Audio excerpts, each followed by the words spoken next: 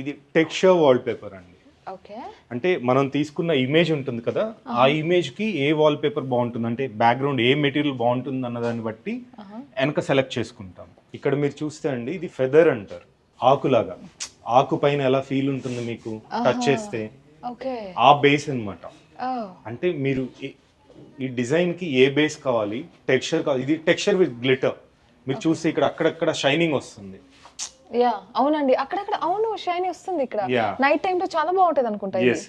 Okay, అది కూడా చాలా పీస్ఫుల్ గా కనిపిస్తుందండి, బుద్ధ చెట్టు కింద. చాలా బాగుంది. ఇలాగ ప్రిఫర్ చేసే వాళ్ళు ఇలా. And then this is again non own అండి.